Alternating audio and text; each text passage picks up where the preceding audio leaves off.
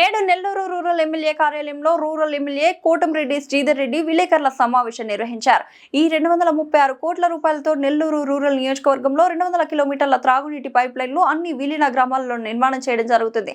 Rural MLA Kotamreddy Sridhar Reddy అదేవిధంగా 41వ division Parameshwari Nagar లో మరియు 30వ డివిజన్ లో అతిపెద్ద కాలనీ అయిన వైఎస్ఆర్ నగర్ లో 31వ డివిజన్ అక్కచెరువుపాడు అంబాపురంలో వాటర్ ట్యాంక్ నిర్మాణం చేయడం జరుగుతుంది. ఈ రూరల్ ఎమ్మెల్యే కోటంరెడ్డి శ్రీధర్ రెడ్డి దీని వలన ప్రజలకు తాగునీటి సమస్యలు ఉండవు. దీనికోసం 125 కోట్ల నిధులు ఖర్చు చేస్తున్నాం. మరో 111 కోట్లతో 18, 19, 20, 30, 35, 41 డివిజన్లో 51 కిలోమీటర్ల అండర్ గ్రౌండ్ డ్రైనేజ్ పనులు చేయడం జరుగుతుంది.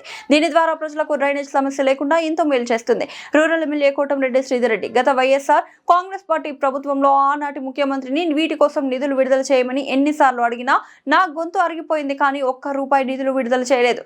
రూరల్ ఎమ్మెల్యే కోటంరెడ్డి శ్రీధర్ రెడ్డి నేడు రాష్ట్ర ముఖ్యమంత్రి చంద్రబాబు నాయుడు గారు, రాష్ట్ర మంత్రివర్యులు పొంగూరు నారాయణ గారు చొరవ తీసుకొని ఈ నిధులు విడుదల చేయించడానికి ప్రత్యేకంగా ధన్యవాదాలు తెలియజేస్తున్నా. రూరల్ ఎమ్మెల్యే కోటంరెడ్డి శ్రీధర్ రెడ్డి అతి త్వరలో అభివృద్ధి జాతరను తలపించే రీతిలో 236 కోట్ల నిధులతో చేపట్టే అభివృద్ధి పనులకు ప్రజల సమక్షంలో శంకుస్థాపన జరుగుతుంది. Rural MLA Kotamreddy Sridhar Reddy.